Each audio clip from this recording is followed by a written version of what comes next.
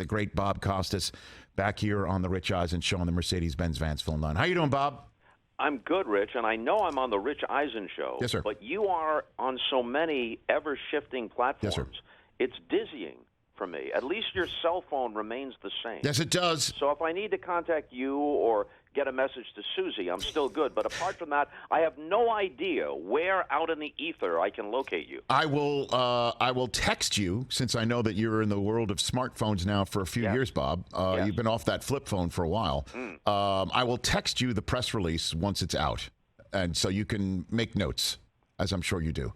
Yeah, I will cut and paste it, as I'm capable of doing, and send it to all relevant parties. Well, it's interesting. I could see that on the first episode of the second season of Back on the Record with Bob Costas, inside the NFL Scouting Combine. And that's unbelievable, Bob. You did that. I didn't see you there at the NFL Scouting Combine. Did I get the wrong? Did they get the wrong press release? There was some sort of mix-up in the HBO press office. What I did do, though, however, alluding to your earlier point, was at my behest, basically, they took the whole summer off so I could concentrate on baseball. Excellent. You know, I kind of make my own schedule these days, Rich. I don't want to. I want to watch my pitch count as much as I possibly can.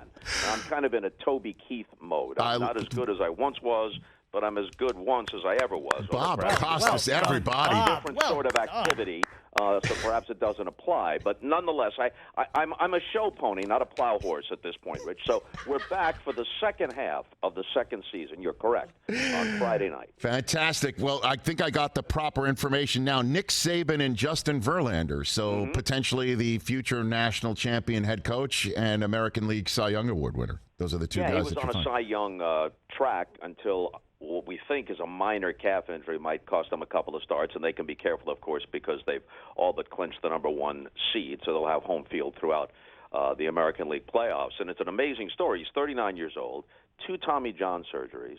In 2019, he wins the Cy Young Award. He leads the league in innings pitched. He throws his third no-hitter. And then between 2020 and 2021, he pitches exactly 6 innings.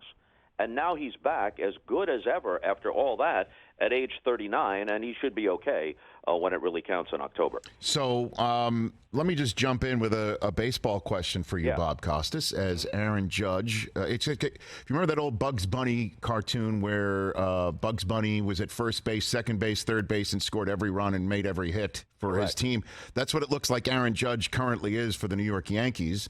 And he's now one ahead, if you will, of the pace of Rodger Maris through the number of games that the Yankees have currently played, 54 home runs. So I ask you, Bob, the question that is burning amongst all baseball fans, certainly in New York, based on the fact that there is Bonds in front of him, clearly, and others, McGuire and Sosa, would you consider Aaron Judge, if he breaks Maris's record, the single-season home run king in the history of baseball, Bob Costas? The authentic single-season home run king? Yes, sir.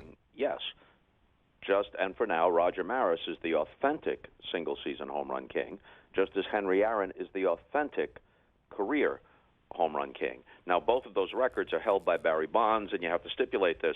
Barry Bonds, on his natural merits, was one of the greatest all-round players of any era, an elite inner-circle Hall of Famer. But anyone with half a brain can look at the change, not just the obvious change in his body, but the change, the quantum change in his statistics, Hall of Fame statistics as they were, between the beginning of his career, which was, enough to have a good idea, 13, 14 seasons, and then the late 90s through the first several years of the 2000s.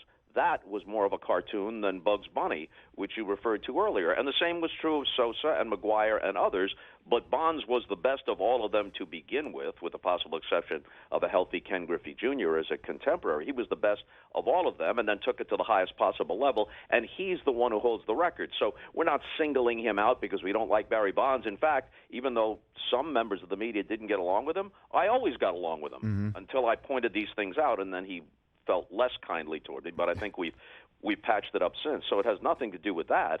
It's just obviously true. So statistically and officially, Barry Bonds holds both those records, and 73 is unreachable. But in the minds of many reasonable people, if Aaron Judge hits 62 or more, he will be the authentic single-season record holder. And what he's doing right now, again, is a reminder of what the V in MVP stands for. That's most right. valuable player, because the Yankees have just totally fallen apart offensively over the last several weeks, and Judge just keeps on keeping on, and he's now homered in 3 straight games. He scored every run for the Yankees in their weekend series against the Rays, and pulled one out against Tampa to try and hold on to a once-upon-a-time 15-and-a-half game lead that's now down to 5 games. I mean, he has been valuable, but Ohtani hit 2 more home runs, and we know he's that unicorn. Where do you stand on that MVP conversation, Bob? I think it's clear that Aaron Judge is this year's MVP. Ohtani is an historic player, and he was the MVP last year. And if he keeps doing this, he'll be in contention for the MVP almost every year. If Judge were having merely what would be considered your average, if there is such a thing, MVP season on a contending team, then you could make a case for Ohtani, even though the trapdoor opened on the Angels sometime in May and they haven't been in contention ever since. But given that stark difference, and given the fact that Judge is having an historic season of his own, if the term MVP is going to mean anything at all, then Judge is this year's MVP. But unless he gets hurt, Ohtani will probably add additional MVPs to the one he won last year. Bob Costas here on the Rich Eisen Show. You got a good Pujols story, as it appears he might hit 700 before he rides off into the sunset, which everyone's wondering why he's still doing because of what he's currently doing, Bob? Well, I think it's pretty certain. I haven't spoken with him this year. He was always very open and very gracious with me and other members of the media. As you know, I was connected to St. Louis for a very long time, and when he did had most of his great seasons wearing a Cardinal uniform. I don't know that I have any specific story other than the fact that, you know, he wasn't called the machine for nothing. He's one of the great right-handed hitters. I don't care as difficult it is to compare across eras. You want to compare him to Rogers Hornsby or to some contemporary, to Miguel Cabrera, whoever you want to compare him to. I don't know who you could possibly put ahead of him. Because he stuck around for a while and all the at-bats with the Angels, his lifetime batting average has fallen beneath 300, unless this recent rampage has nudged him just above it. I haven't checked. But there was a time when he was hitting 40 home runs a year and batting 330, and driving in 100-plus runs. And what he's done now, you get him up there against left-handed pitching, it isn't just like a nostalgia tour, and here he is 42 years old, and maybe you'll touch one off. He's one of the most dangerous hitters in baseball right now against left-handed pitching. And with a universal DH, the Cardinals have been able to make good use of him. Without the universal DH, he never could have returned to St. Louis and had all the glorious circumstances surrounding this last hurrah. And they're a very good team right now. They're going to have to go into the wild card round because the byes are going to belong, obviously, to the Dodgers and either the Braves or the Mets, whichever one wins the National League East. But they've got a chance to have a pretty deep October run, and he could be a big factor. I mean, how about him in his final at-bat against the Cubs in the vaunted Cubs-Cardinals rivalry, hitting a pinch hit home run to win the game? I mean, it really is. Those are the best moments in any sport. But baseball in particular, because of the the individuality of standing alone at the plate, not to go all Untouchables soliloquy on you, but for the level of expectation and hope by anybody watching to be met in the moment, sort of like what Gibson did against Eckersley, and I know that's the ultimate, but for Pujols to step to the plate in a pinch hit role and what will be, unless he does acquiesce and come back, his final at-bat against the Cubs, you can't script it, what he's doing right now. Well, it's unreal. It's great. A pinch hit home run in a scoreless game in the 8th inning. Right. That made it 2-0. It's a consequential hit. Right. And most of these home runs during this hot streak, they're not pop flies that dunk over the barrier. They're tape measure shots. I mean, this one was a 430-foot blast over the bullpen and into the bleachers. Unbelievable. It's just so great. Bob Costas here on the Rich Eisen Show. Back on the record with Bob Costas. Rolls on into its second season. All new episode this Friday, 11 Eastern on HBO. We just talked about some baseball because you spoke to Justin Verlander. What does one glean, Bob, from Nick Saban at this point in his career, sitting down with him, Bob? Well, we talked a little bit about his background. I'd read a couple of his books, and he has an interesting and somewhat poignant backstory, his childhood and his early coaching career. Talked a little bit about his relationship with Bill Belichick, and I asked him an obvious question. What happens if you give Belichick all of your recruits and personnel for this run of years, and you take all of the same Patriots personnel? And so he answered that question. It's kind of interesting. But most of the focus, and it's a lengthy interview, and that's one of the things that brings me back to HBO, the chance to do commentaries and a little bit of journalism and long-form interviews. I like that. So it's probably 17, 18 minutes long once we edited it down. And most of it concentrates on the seismic changes taking place in college sports in general and college football in particular, and who better to address that than Nick Saban, and he was pretty good on all those subjects. Well, I mean, what he said about Texas A&M was quite something. Did you bring that one up with him? Absolutely, brought up Jimbo Fisher, and he very straightforwardly said, I shouldn't have said what I did. I called to apologize. At first he didn't take that call, but then we saw each other at the SEC meetings sometime after that, and we're good going forward. And I reminded him, I think they play on October 8th. Yes, they do. In Tuscaloosa, and I reminded him that even if you two say you're good, I want to put it behind you and it's all about the players, that's not the way this thing is going to be covered. And he recognized that. And he said that his point was about name, image, and likeness. He's all in favor of name, image, and likeness, but the players should not, in his view, be able to capitalize on that until they arrive on campus. It shouldn't be used as a recruiting tool. And even if it's technically allowed in some cases, he believes that that will create additional chaos if it's specifically being used as a recruiting tool. You say to a kid and his parents, look, we guarantee you, there's a car dealership here in small town, whatever this university is in, guarantee you $100,000 right off the bat before he goes to a class.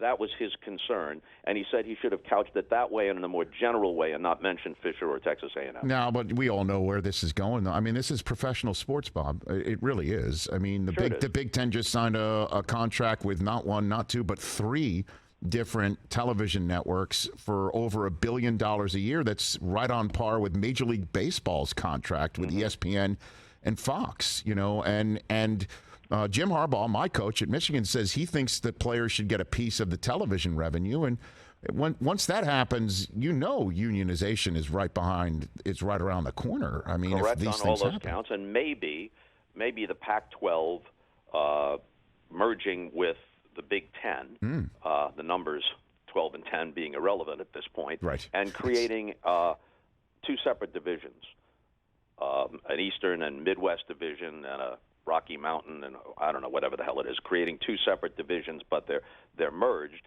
Either way, the public demands the traditional encounter between USC and Rutgers, so they'll get that. I haven't been around the East Coast too often, Bob. Are you hearing that? You're hearing that walking around New York City? That drumbeat? The excitement is palpable. Nothing gets the juices flowing quite like New Brunswick versus Beverly Hills. You know what I'm saying? Those are the recruiting wars right there. There are cultural resentments there that just bubble to the surface. Oh, my goodness gracious. Who else you have coming up in the second part of season 2 for you? You want to lay down some names that are coming up as well? The next show is in November. We skip October because I'm involved in the baseball postseason. Yes. But if the World Series goes 7, it goes all the way till Saturday, November 5th, because they had to push it back because of the lockout and the extra layer of playoffs with the wild card round being 2 out of 3. So fortuitously, the next show is just a few days after what would be Game 7, and Rob Manfred will be one of our guests to talk about all the issues that are swirling around baseball. And we haven't booked the rest of the show, but we know we'll have Manfred in November. And for this show on Friday, in addition to Verlander and Nick Saban, it turns out that September 9th, this Friday, is 50 years to the day that the controversial game in the Munich Olympics happened between the U.S. basketball team and the Soviet Union. And we have kind of a first-person recollection from Doug Collins, who made arguably the 2 most pressure-packed free throws in the history of basketball. The U.S. had never lost a game, won every gold medal dating back to 1936. They're down by a point. He steals the ball, drives to the basket, is undercut, knocked into the basket stanchion, momentarily knocked woozy, gets to his feet. They're down by 1 point with 3 seconds to go, and he swishes both free throws. And then the Soviet Union gets, as some people may recall or Yes. have heard about, 3 separate chances in some sort of travesty and havoc, 3 separate chances to eventually score what turns out to be the winning basket. And to this day, none of the American players have accepted the silver medal. The medal stand was empty. The second stand in Munich at the medal ceremony reserved for the silver medalists was empty.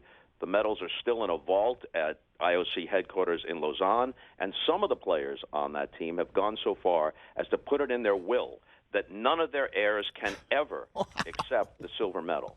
So Doug talks about that. Wow. And I know him so well from our days together broadcasting the NBA on NBC. Right. So I brought this up to him, and I don't want to let too much of the cat out of the bag. But the last song he listened to on his headset, some sort of primitive headset, Yeah. a Walkman or something he must have had, Sure. in 1972, before taking the court, trying to get himself psyched up, was Jimmy Ruffin's "What Becomes of the Broken Hearted." And every time he hears that song, he's transported back to that game and those moments. Wow. That'll be a great episode, as always, Bob. Thanks for the time. Best to everyone in your whole family. Best to Jill. Best to everybody. And let's chat again soon. Thank you, Rich. Hope to see you soon. Right back at you. That's the great Bob Costas. Everybody check out Back on the Record with Bob Costas coming up this Friday on HBO.